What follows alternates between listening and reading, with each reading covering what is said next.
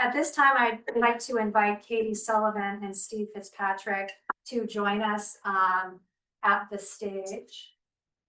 Katie Sullivan served in the 2025 Montana Legislature as House Minority Leader. She has a JD and a BA from the University of Montana and an LLM from the University of Colorado School of Law. She is an intellectual property attorney and has served in the House since 2019. Steve Fitzpatrick served in as 2025 Montana Legislature House Majority Leader. He has a BS from Montana State University and a JD from Arizona State University College of Law. He served in the Montana Senate from 2017 to 2024, the House from 2011 to 2016, and then the House again in 2025.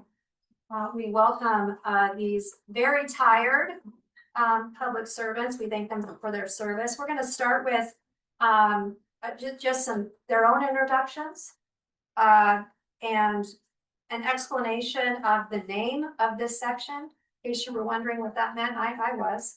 And then each of them will provide just some observations from this past session, from their personal experiences. Thank you. My name is Steve Fitzpatrick. I'm a lawyer at the law firm of Brown & Calzine, Barron Holman. Like I said, I'm a graduate of Arizona State University. I grew up in Helena. Served in the legislature since 2011. I served as the Senate Majority Leader in 2023, House Majority Leader in 2025. My law practice is, I think, a lot like most of your law practices. I kind of do a little of everything. I do civil litigation, have a transactional practice, cover quite a bit of different things. Let me go through what I'll do is I'm going to just kind of talk about the legislature, I think, just overall, because I think as I listened to the last presenter, I think sometimes it's hard for people to grasp how the legislature works. When you're at the legislature, you have to remember that we have 150 people, and 150 people, each with their own different political views of the world. And you literally get every political view in the Montana legislature. And under our system, you're allowed to introduce any type of bill you want. So whether it's a good idea, a bad idea, it can get introduced. Now, our legislature works different than most legislatures. In most places, I'll give you an example, Wyoming. In Wyoming, the Speaker of the House, the Majority Leader, they can pocket veto bills. We don't do that here. So if you've got an idea and you're mad about how a judicial decision came down, you get to go introduce a bill. And then we have a hearing and it gets voted up or down. And so what happens is that people introduce all these bills, and I hear these people get, oh, everybody hates the lawyers, everybody hates homeowners associations. No, not necessarily. It's just one person and one person's view. There's good and bad of the way our system works. Obviously, we get a lot of bills. Sometimes we get bills that are a little out there, but it also allows people to introduce bills that necessarily wouldn't pass with the approval of leadership. And I can name a lot of bills, and I think people in this room would probably like those bills. Medicaid expansion, for example. We would have no Medicaid expansion if we didn't allow legislators to introduce bills. We would have no dark money reforms if leadership could pocket veto bills. It empowers, in a weird way, the minority, because the minority has more voice. There's a lot of bills that get introduced by Democrats that would never be allowed to see the light of day if our leadership had decided to put them in the drawer. So that's how our legislature works. Now, the other thing is, and this is true, our legislature is very open. If you want to participate in our legislative process, you can come to a hearing. We now, since COVID, allow people to Zoom in online. You can send emails. Most legislators are open during the day, so if you want to walk up and talk to me, you can. Our phone numbers are on the internet. So your typical legislator is not a person that hides. It's not a Washington, D.C. legislator. I get calls all the time and I answer them, and that's who it is. There's no staff for me. I answer my own questions. So let me go on, and I want to talk about, I think, the legislature overall. So when we walked in, those of us in leadership, we had a couple main priorities, and as surprising as it sounds, the judicial branch was actually a small item for us in legislative leadership. Property tax was I think probably our number one concern. Property tax rates have exploded in the last few years, and we wanted to address that. The climate change health issue, that was a massive issue that we needed to address in the last legislature. Just more from a procedural point of view, to make sure that everybody can knows the process. We had a package of bills to do that. As Republicans, we always are concerned about tax and business structure, making sure Montana is a place where you can start a business and run a business successfully. We have bills on that. Of course, we always have social issues. Those are important to members of our caucus. They're also important to members of the Republican Party base. So we have those. And then we did have some core bills. And I can tell you the ones that were priorities for me.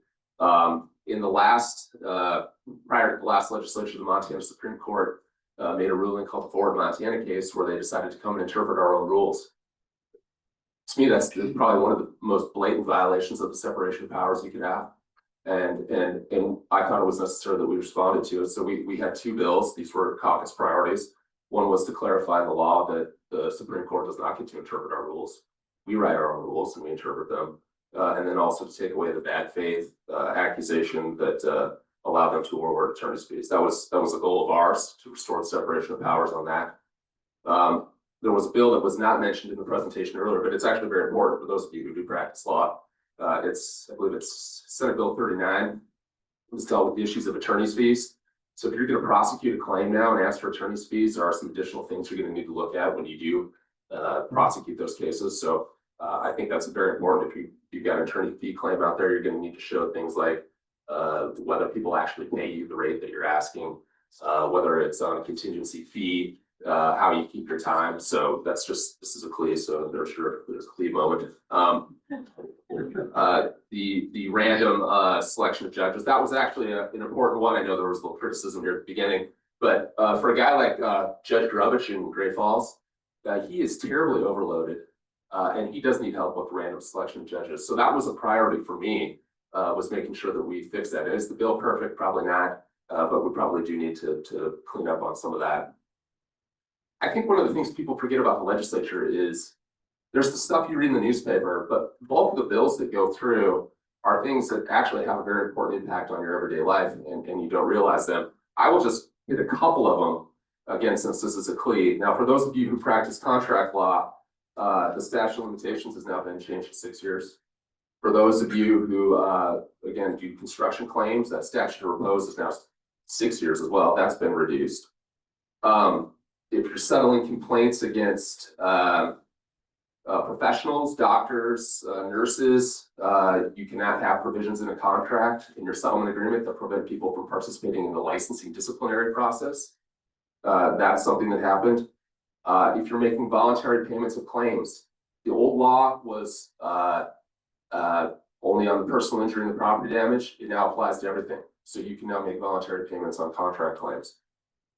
The med-mal has been reworked. The damage cap is up. The duty has been clarified in a bill by Representative Mercer. So there are lots of things that happened in the last legislature that have impacts on your everyday life. There's I could go on forever.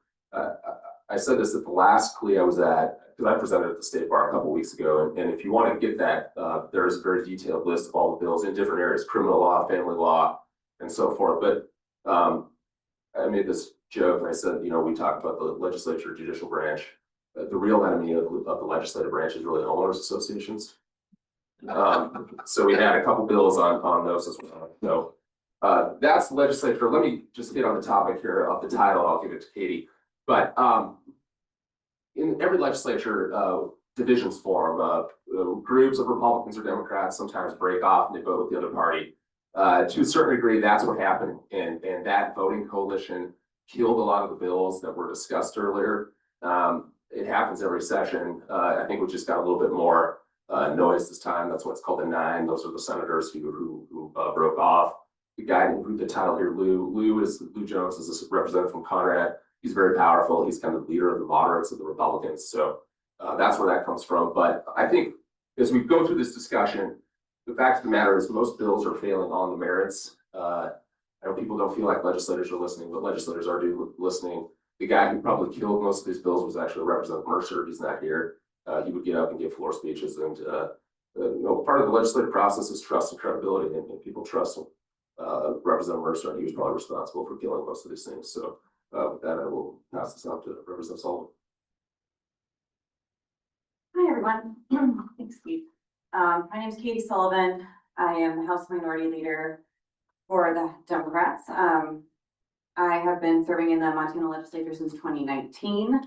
And this is my first session as Minority Leader, and last I'm now termed out, and I will need to go to the Senate.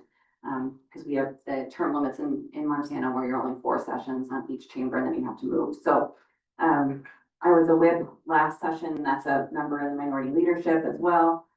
Let's see what else. So my education, I am an attorney from Law. I also went to Colorado and got my LLM, and I am an intellectual property law attorney. So this is the courts and trial things and all of that is not my specialty. But as the House Minority Leader, it was one of the big issues that I needed to take on during this session. Let's see, where should I start? I do agree with Steve that I do like in Montana that every bill does get a hearing. I do think that's important. And we only have 90 days. So for anyone who isn't aware, we have 90 days every other year. It's a very, very short time. Things move very quickly. If you think about your legislator who might be new is getting elected in November, and then there's a month, and then they start. And so that person is moving into something possibly, I mean, we're a citizen legislature. We are not paid full for year round. So we go, we get paid for the time we're there, we leave our jobs, we leave our families, we move to Helena. It's a lot of work, and new people have a very steep learning curve. But we do maintain that every bill does get a hearing. I hope that continues on. And I think that's really fair. And I do agree with Steve that it does allow the minority to have a lot of bills be heard. And I think it'd be an exceedingly difficult thing to have Republican leadership or majority leadership decide what gets a hearing and what doesn't. So it does the people of Montana a huge service, and I recognize that. We hear at least 1,500 bills, I believe, were introduced this last session. That's quite a bit. I don't know if it's the max we've had. It's close. No, it's up there. So it's pretty daunting last session. There's Bruce. Hi, Bruce. Yeah, so it's still a lot though. And that's why it feels very short. It does, for people that are new to testifying, it feels really difficult to be given 90 seconds and then your mic's cut off and they ask you to move to the end of the line. And that's really hard. And I recognize that. But I also think my suggestion would be what that indicates is that you have to start sooner. Interim is a really great time to get involved. There are interim committees that are running right now. One of those is Law and Justice Interim Committee. They are discussing these bills and the ones that didn't pass, if they should come back. And so right now is the perfect time to start thinking about how you're going to get involved if you want to. So you should probably go to the website and find the next Law and Justice Interim Committee and look at their agenda and maybe call a member on that committee and introduce yourself and just let them know that you're following this. And that's kind of the process that I'm recommending is people, as the first speaker indicated, feel like the attorneys are not welcome, that they feel under attack, the judicial branch feels under attack and words like that. That one of my big suggestions is to humanize it. Politics is really rough right now, federally and on a state level for everybody. It's very partisan. We've seen the partisanship grow. And I think when you go to the legislature or go to a legislator, maybe find the one in your district and you humanize things and let them know you live in Montana and you work in Montana, it's your job and you just want to talk to them about it. I think it can be very meaningful and go a long way. And so that's one of my big suggestions on this. And get to know your legislator. They have a day job. And they're, as Steve said, the variety is huge, right? There's attorneys, but there's teachers and firefighters and retired people and all kinds of things. So get to know them. They are not professional politicians and they could probably use your help too. Let's see. In terms of priorities, at least speaking as a minority leader, same as Steve's in terms of taxes was one of the big things that we came into and we heard the most complaints about. Medicaid expansion, housing, education funding. But the commission, the Select Judicial Commission's 27 bills that did get introduced were a priority for my caucus. They were important to us. We did not, at least on the Senate side, Senate Dems did not participate in the Select Commission that produced the 27 bills that were introduced. Because the basis of that commission being started was something we didn't want to legitimize in our point of view. And this is me with my political hat on that I'm chatting with you today. So one of the reasons that commission was started is that create legislation to rein in the court's abuse of power. And right there is an assumption that there's an abuse of power and we need to stop it, right? And creating oversight or ensuring fair tribunals. And in a political sense, that was off the bat an assumption that things were wrong, going poorly, and there needed to be a lack of trust. And so that was, we didn't want to legitimize those efforts, and Senate Downs did not participate in the commission. And so those bills did come out, but I just wanted to just like let people know that, because that was something interesting that happened leading into session. So happy to talk about that as well, but I'll leave it at that and let questions come in. But thanks for having us. It's really interesting already. Okay, we have a microphone.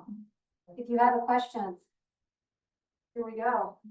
Introduce yourself. Okay, we'll start first. I'm Bruce Spencer. I'm an attorney in Montana. I've been for over 30 years. I'm a lobbyist for the state bar as well as Montana Judges Association. So I was intimately involved in all the bill. But Representative Fitzpatrick, I want to ask you, I hear a lot of concerns from Republicans about the judicial branch, courts, and the decisions. I don't think the general public understands what those concerns are.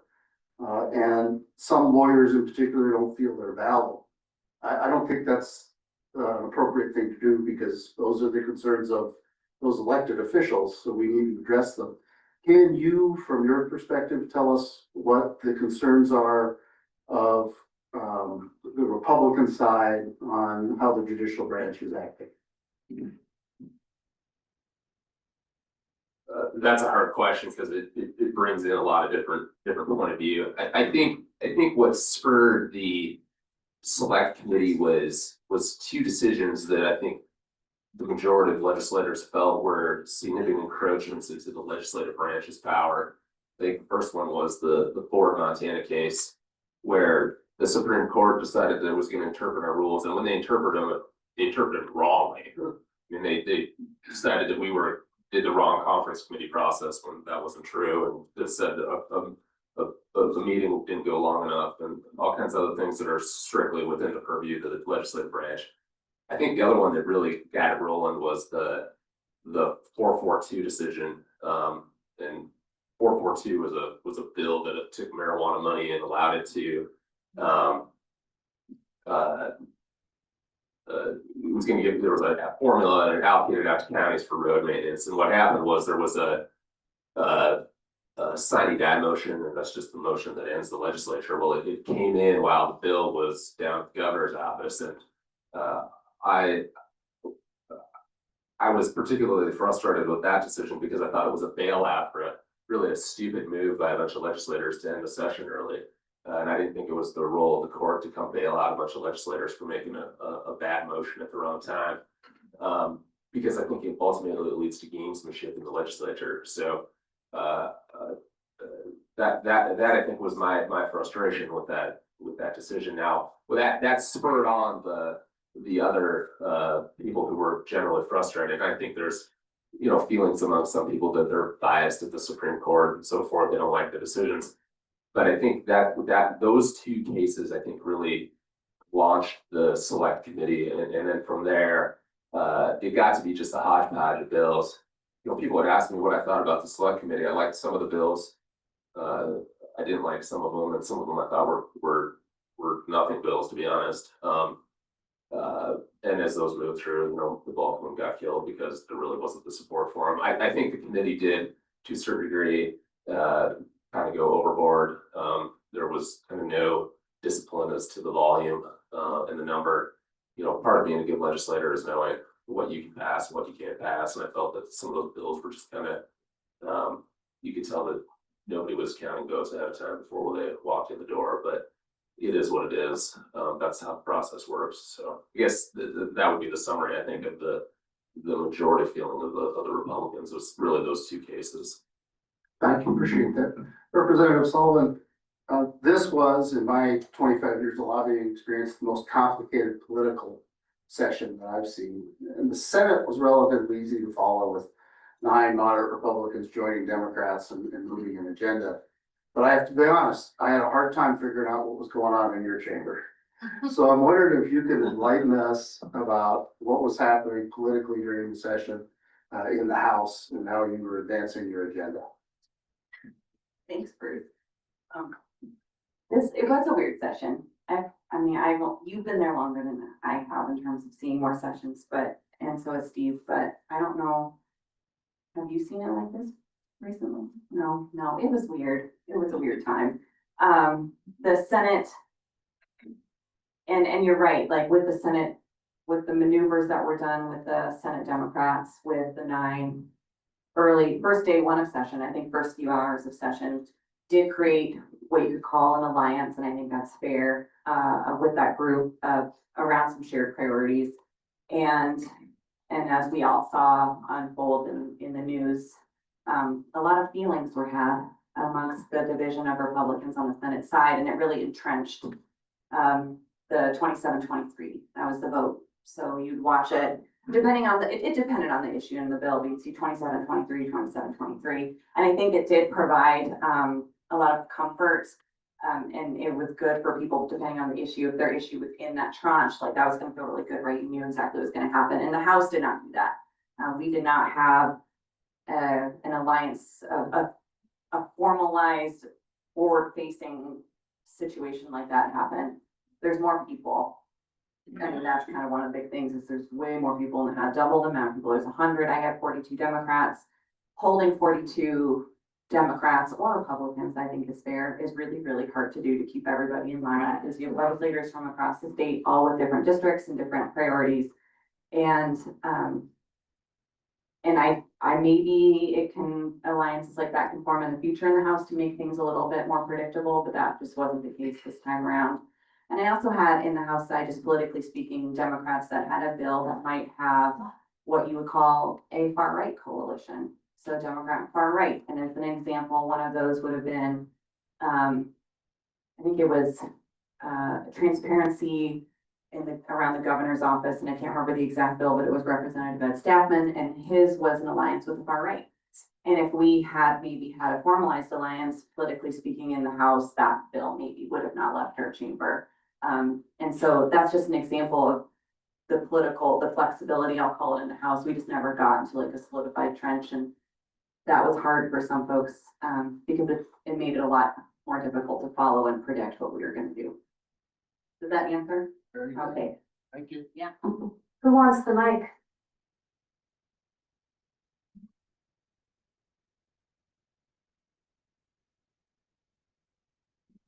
Introduce yourself. Yes. Hi, Zach Fulheim from KPAX. This is for Representative Fitzpatrick. You mentioned that these 2 cases really set everything off for judicial reform. And I guess I'm just curious to know, why not have a more targeted effort instead of having all these broad measures be introduced? That's a good question. That was made a decision that made great above me. That was the decision of the president. He decided he wanted to put together a committee, and then as they started to get going, I think it started off fairly modestly. I remember the first meeting was one about the judicial standards conduct commission or whatever we've got here that came out, and it was actually, I thought, fairly interesting hearing when we started. It was state of Utah. They have a similar process, and it was a fairly long hearing, maybe 3 or 4 hours on the Utah process and how that worked.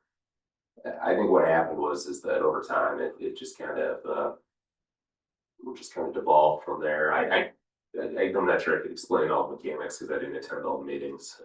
At that point I was on 3 interim committees, and I just didn't have time to make it all with the regular job. So I think it just got to the point at the end. I remember going into one meeting where it felt like we were just grabbing at everything we wanted to grab at. I shouldn't say we, but the members of the committee. It's kind of like somebody had an idea, they wanted to throw it up. That's the way our system works. It would be no different than if some other senator decided to walk in on day 1 and introduce 15 judicial branch bills. You can do it anytime you want. So whether it came out of a committee or one legislator wanted to do that, I'm not sure it would have stopped it one way or the other. Katie, anything to add to that? Okay, another question? That's you, I'll come to you. Hey, thanks for coming. I'm Matt Teal, attorney practicing here in Missoula. Just to follow up that Senator Fitzpatrick, the committee, a little bit more detail on the subcommittee. Given what happened in the last session, my understanding is that there's going to be a committee, maybe the same committee, looking at judicial bills. Will there be some type of effort from the leadership to make that a more focused process? And so that maybe it doesn't get into issues that might be damaging to the judicial branch, things that are not necessary. Is there anything that is planned or that you feel you can do to make this next interim committee focused on being more productive and not kind of getting out of the process, as you say? So let me qualify my answer to the previous one. We have what are called normal standing interim committees. So the one right now is, and it's lived forever. It's called the Law and Justice Committee. And mostly if you serve on that committee, you listen to complaints about the jail, or the state prison. The interim committee has carte blanche basically to do anything it wants in its jurisdiction. So if you get a majority of people to want to look at judicial bills, they can look at judicial bills.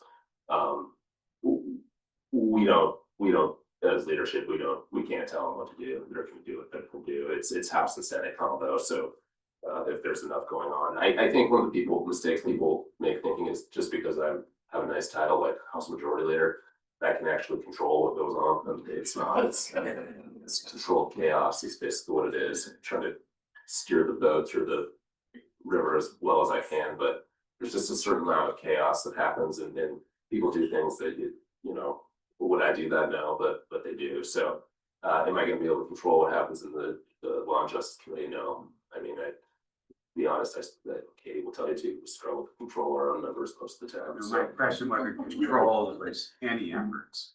I know you can't control.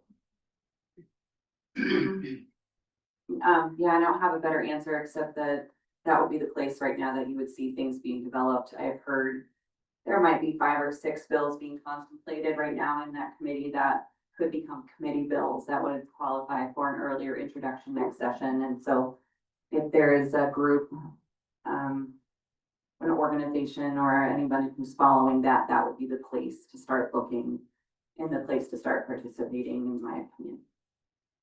And it is organized chaos and we can't make people do anything. We're sorry. Hey, Katie, could you just follow up a little more on what those efforts are looking like in that committee and what sort of bills we might see? Sure, I'm not on it and I haven't touched base with my members that are on it lately, but I've heard I think it's 5 or 6 of the bills that did not pass last session are being thought about bringing again. So I wish I could tell you the exact ones. I have a note on a couple. I think that partisan elections is being talked about.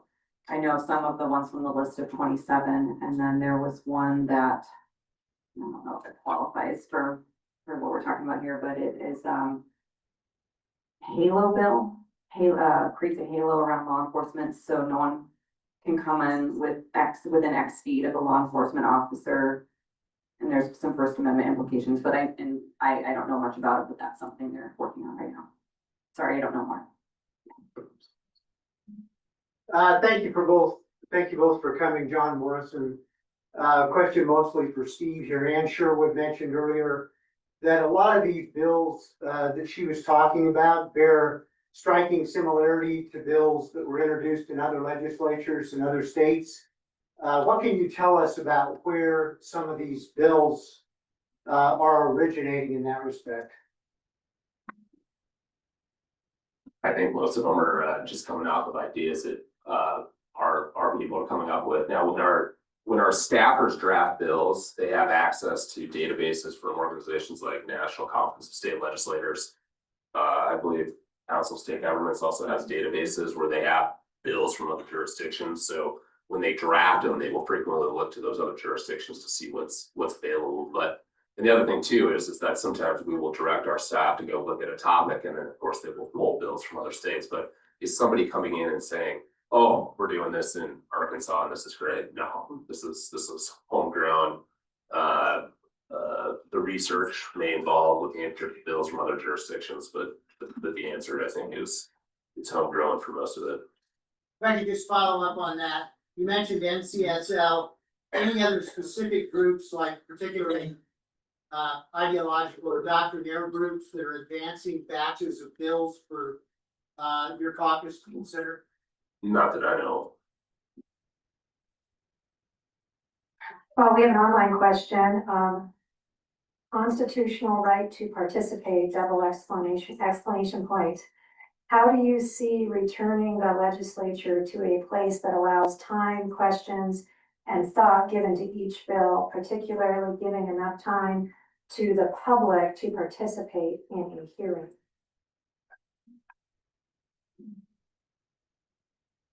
I think we do our best to make sure people can participate. I mean, one of the problems is that, we have so many bills that are coming in that, in order to get through them based on our calendar, it's just hard to let the floor be open. I mean, to be honest, we could, I could give you an example, I'd give you a death penalty bill, and you could sit there for, 8 hours listening to testimony.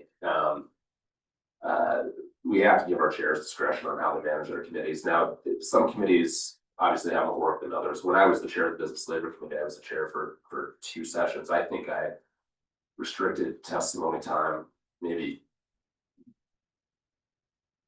a handful of times. It just depends on the committee. I think if you go into like a Business and Labor Committee and you want to get up and opine on insurance bill, you can probably do that all day long. The fact of the matter is though that being an effective advocate, if you can't get it out in 2 or 3 minutes, you're probably not doing a very good job anyways. I mean, the fact of the matter is, when you are a legislator, you are sitting there for hours of the day. I mean, your minimum workload is probably somewhere between 6 hours to 8 every day, listening to people talk. And any normal human being has a short attention span. So if you need 10 minutes to explain your position, you've gone too long. I tell this to people when they get up and give a floor presentation on the speech. If you've gone 2 minutes, you've gone too long. You need to get up and do your opening and get it done in 2 minutes. Obviously there's bills that require a little more sophistication, but you need to get to the point. I mean, if you think you're gonna come to the podium and talk for 5 minutes, I think people are listening, you're sorely mistaken. You gotta get to the point. This is good advocacy. If you're gonna talk for 10 minutes, you might as well not even stand out there because nobody's gonna listen to you. I'm gonna acknowledge also that the way the legislature set up the system of it is not great for this participation, right? We're all acknowledging right now that though it's so short, there's so many bills, we want everyone to have a hearing, we all want to do things, and then we all want to be able to speak as long as we want to as well. So there is a rub.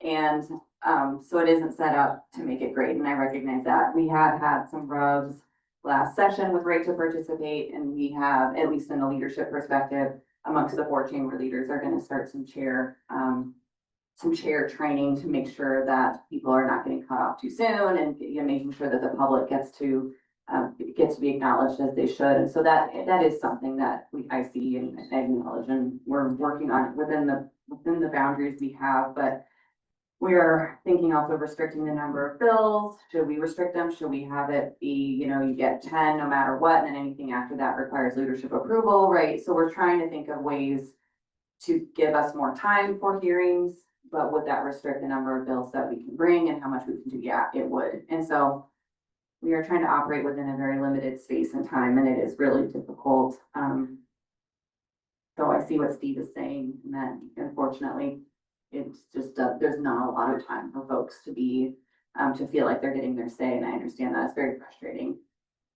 That's all I have. Key, let me go back to one of my comments at the beginning here, and that is my personal perception from participating for the first time as an adult, that there wasn't enough people coming out and speaking regarding these bills. From your perspective, was it true? I mean, did that lead to a certain perception? Would more people be helpful? Please comment on that. Sure.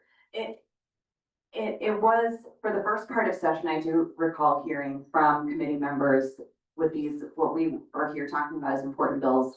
They would say like, no one came, no one testified, and they didn't have any attorneys there, and got trying to get some attorneys in the room. So that was real. I remember hearing that. And then as the session went on, the bills were picking up, more folks did start to come in and participate. And so I do think, so number one is that there are lobbying groups that do go and they do represent an association of a large number of people, and that is known in the committee room. And we acknowledge that as legislators, right? We know when the bar shows up that they are backed by and have a lot of folks within their corner that they're representing when they speak. And so that is accurate. But I think it's also, if not just regular Montanans, right? Unassociated folks don't show up. We also might go, gosh, this isn't really important. Because we do see lines out the door for certain bills where you get 30 seconds and you're go, go, go, because there's an hour, 2 hours of testimony coming, and those are a big deal. And so when we see those, there is a difference, and maybe new legislators also might not understand, if they're new, that there is a difference in those things. Both are equally important, but the perception is different. So you do need to show up. Thank you. Earlier, somebody asked a question about what bills the Law and Justice Interim Committee is considering reintroducing as committee bills. And at the very first meeting of the Law and Justice Interim Committee, a senator moved to have every bill from the Judicial Select Committee that failed be introduced as a committee bill. Those are going to be addressed at a subsequent Law and Justice Interim Committee. They're going to put all those on the agenda, and then they will vote whether or not as that committee to adopt them as the committee bill. So if you go back and look at that interim committee, there's a list of 27 or 28 bills. I don't know how many of them passed, maybe 5. So the motion is the other 23 are going to come back. So just so you know. Let me offer a comment here. It's not the volume of people that testify. It's the quality of the testimony. So if you have 3 or 4 people that get up and make good points, and they bring a variety of views, I think that helps. Having, you could have a bill where 100 people show up for it, and if you have 2 opponents and they make a couple good points, they can kill your bill. So I think it's all about having people there. And I think this fact of the matter is, it helps if you're in person. I did a bill a couple of years ago, and the first opponent got up and did the 20-minute thing, and then the second person got up and did the Zoom for 20 minutes. And when you looked around the room, the committee members were pacing around and they were on their phone and zoning out. So I think, you have people there, you can get them there in person, and they can explain the differences or the problems. I think that's much more effective. I think the more important thing is, though, the committee process. So that's the thing you see on TV, the hearing. The hearing is only a portion of the lobbying. The lobbying can also come with emails. If you write good, thoughtful emails, those can have an impact. The message center, now you got to remember, the Judiciary Committee, people just get pounded with messages. I mean, you'll go look at a stack if by the end of this session, we'll go on the table, it'll be this high. But if you can write a good, thoughtful email, I think that's very helpful. It's really more important that you have a relationship before you walk in the door. So when people are coming around and knocking on your door during the campaign, now you may be a Democrat, the guy might be a Republican. You should still talk to him. And the same is true if you're a Republican and the person's a Democrat. You still talk to him and get to know him as a human being. And then that way you have that relationship when you walk in the door. And I say this because my dad used to be a professional lobbyist. My dad worked for Montana Power or Northwestern Energy, Touch America. His lobbying started way before the session started. He would go and meet those legislators in the summer when they were campaigning. He would send them materials before the session started. I mean, by the time he walked on day one, he felt comfortable. He had all the votes he ever needed on any bill. And now I realize that this is not a room of professional lobbyists, but still, as advocates, if you want to be an effective advocate, you need to have that personal relationship before you do anything. So I think that's really the important thing. And you don't have to be of the same party. I think that's the mistake people make. If you see a guy who's you know he's a legislator or somebody else, stop and talk to them, just so they know you on a first name basis. And, it doesn't have to be political. I mean, you can talk about the weather with them or football, just so you have that relationship. And that's really the key. I think, when I knock doors, when I campaign, so few people stop and talk to me. But the ones that do, they have a memorable impact on you. I can tell you that. I have got two online. I'll do a quick one. What should a citizen giving testimony do if they believe they were treated rudely or unfairly by the committee? That's a good one because I address those ones. I do have people that they call up and they complain about how they've been treated, and we don't want anybody to feel like they haven't had an opportunity to testify. So what I tell people is that if you don't think you got enough time in the committee hearing, send an email or a message, and we'll get that to the people. But I think the best thing is that register on time, get there in person, get to the point when you're speaking, and then if you want to add information later, send a follow-up email. I think that's the best way. But I mean, if there's a problem, call leadership. We deal with that all the time. I would say all the time. I deal with it 1 or 2 times a session. I agree, then the complaint comes to leadership and we can field it, so our names are on the website. And we did receive some last session, and we are instituting some shared trainings, just in case anybody's listening that they experienced that's something we heard about, and we all agree that it needs to happen.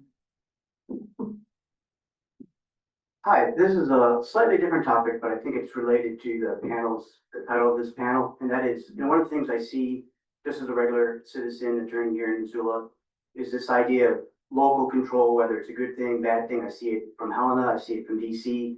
And to be honest, regardless of which side of the aisle you're on, it seems a little schizophrenic as opposed to driven by any principle or ideology. And so I'm curious to know, some issues, the state, Helena, feels like it should be in control. Other issues, it says cities and counties. Again, we see the same thing at a national level. And I guess my question for the two of you is, would you agree or disagree that it's somewhat schizophrenic, or, as an uninformed citizen, is there a principle that I'm not seeing? Thank you. That's a good question. I'm just trying to think of a few scenarios that I saw during my time in the legislature that bring up local control. So I'm thinking of like housing regulations, local option sales tax. I think marijuana tax has a local component to it as well.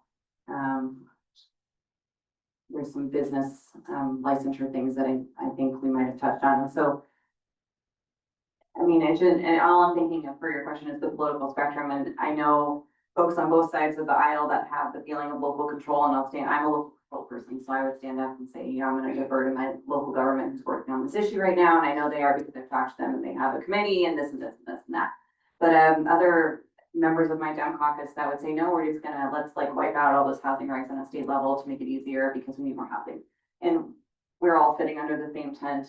And I think the Republicans have a similar thing where some of them are hearing their local government say, no, we've got it handled, and that feels good enough. And other folks are thinking, no, we need to step in. And so there's different scenarios, and I don't have a rhyme or reason for you to answer your question, except that there's so many topics where it hits that I feel like people get pulled all over the place in the legislature. Thinking of business licensure requirements as well, with local folks coming in and saying, let us do this, or don't make us do this. And that's another one we hear from. So we get pulled in a lot of directions. I don't have a way to wrap it up in a neat bow, unfortunately. We'll see what Steve says. There is no principle. It's whatever the issue is. For years, the Republican Party platform always used to say, local control is the best, and it got taken out. But the fact of the matter is, things come to the legislature because people don't like what's happening at the local level, or there's problems that are occurring at the local level that we probably need to step in. And I'll give you an example. I don't want to pick up Missoula County, but I guess I will. housing is tremendously expensive in this county, and there's always been a lot of regulations that you know, imposed by Missoula County that no other county in the state, has ever imposed. You used to have in this county a, no net loss of ag land. No other, that was an interpretation of the Missoula County Commission. Nobody else had that thing. And people that wanted to subdivide land couldn't do it here, so they came to the legislature to fix it. Now, I think one of our duties as a legislator is we need to make sure this is a place where people can afford to live. So if Missoula County has a regulation that's preventing people from building homes, and nobody else seems to think that that's an appropriate regulation, then I think it is appropriate for the legislature to step in. There are other times I don't, but, you know, the local control issues, and we get them, there's a statute that allows us to limit what local governments can do, and we've certainly added a lot to it, but a lot of it is popping up because things are happening at the local level.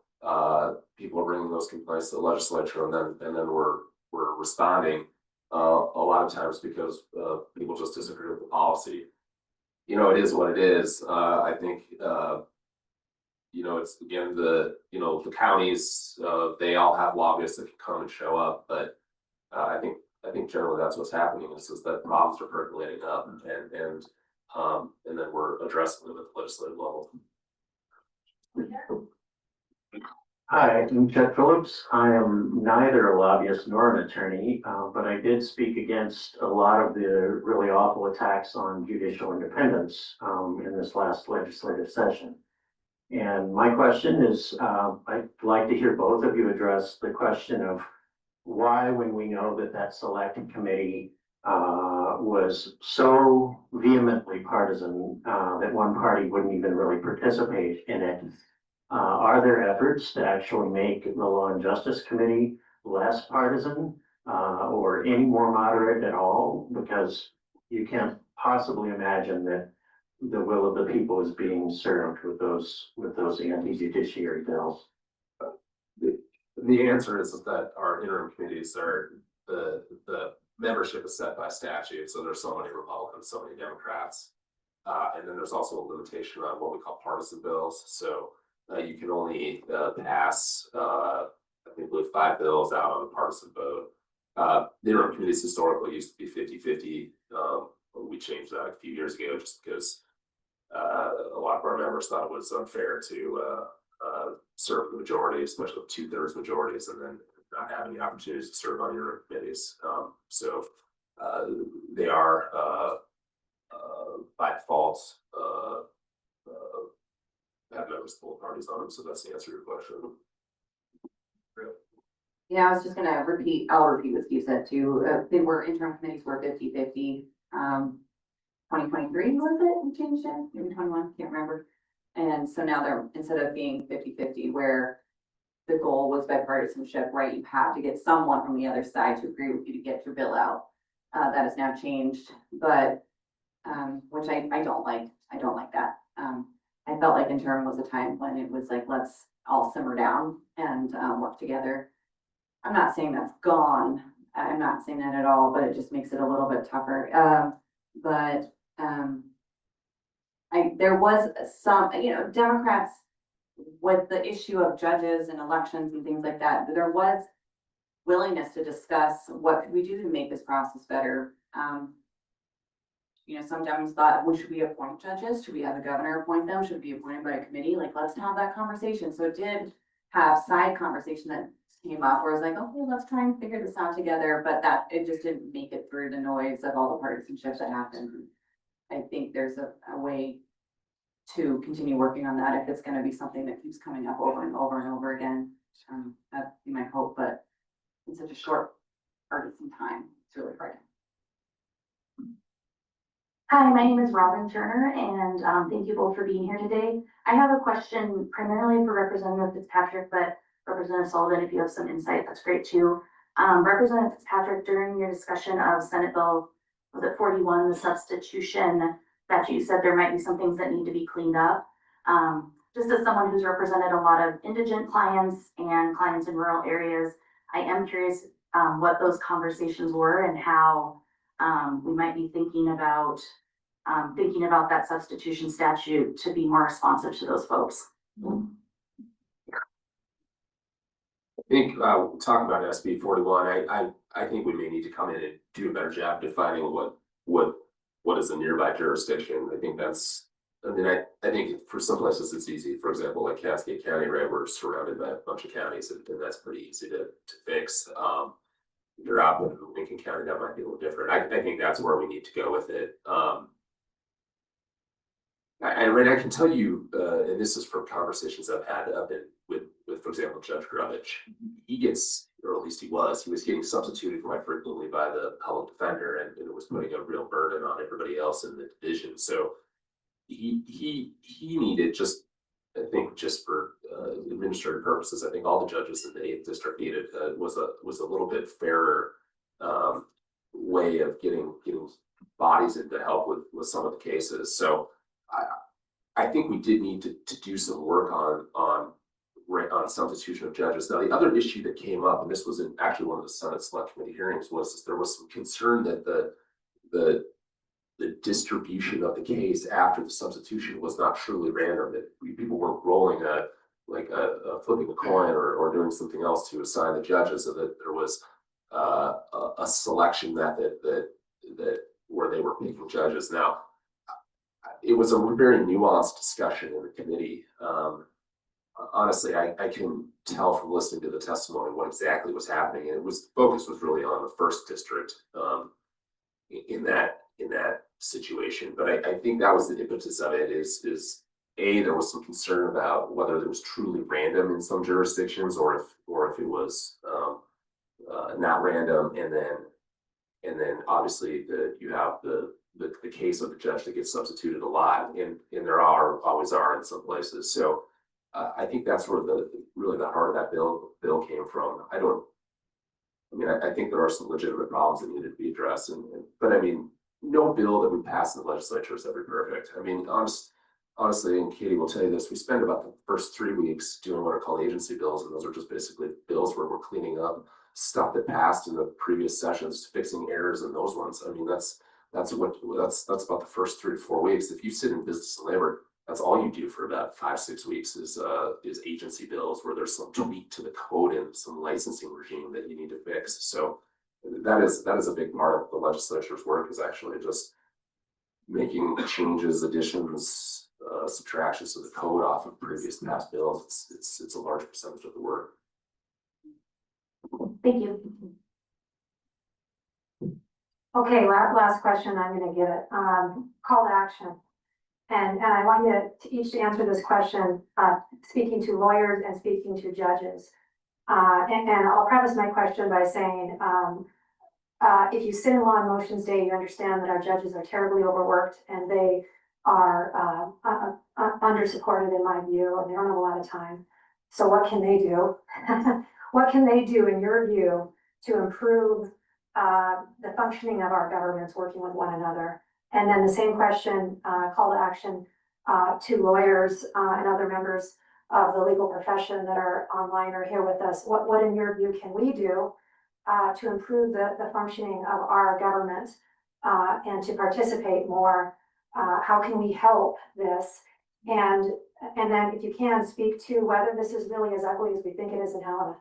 Because I think that's a scary thing for people who, we're asking them to show up in person and knock on doors. And I think there might be a perception that is a pretty ugly place to be. So please speak to this. Well, I don't think it is ugly. I mean, like I said, when I started, you have 150 different viewpoints in the world. Some people love our judiciary, other people don't. But that's not everybody. I mean, the fact of the matter is most people in the legislature are very reasonable and they listen to common sense, and that's how these bills get decided. I mean, those bills would come to the House floor, Bill Mercer would get up and give a speech, and then they would go one way or the other. And that's really what it's about. The fact of the matter is that I've been in politics a long time, and the one thing that I've come to realize that it's really about trust and credibility. So you need to have a relationship with your legislator where they trust you and find you credible. I mean, that's part of the thing what happened in the legislature. Actually, all the complaints I got in leadership, the number one complaint I got was, I don't know how to vote on a bill when you and Representative Mercer split your vote. I mean, and that would be the truth, because what happens is nobody is an expert in one area. I have to sit there and I have to trust the Representative Butcher, for example, he's our healthcare expert. I have to basically trust that he knows what he's doing. I have to trust the members of the committee. And when it comes to the law and legal professions, you have to have people that you trust. So, you know, legislators, they look to Representative Mercer, they look to Representative Overstreet. And if you want to be one of those people, you need to have that relationship. So you need to go out and you know, meet your legislators, talk to them. The same thing goes for judges. I think judges, it would help them if they actually came and met their legislator, talked to them before the session, just invite them to court, explain how they work, what goes on. I realize it's a couple hours of their day, but I think that would go a long way to demystifying some of these processes. I think what happens, and where a lot of these bills come from, is not Republican bills getting struck down. It's actually, ironically, I think comes mostly out of the family law arena and some of the criminal cases. The people that are really that show up in committee, that are really the vocal, let's pass these bills, they're usually, if you bore in and find out where they're from, they've had some criminal law thing that they don't like, or it's a family law thing they don't like.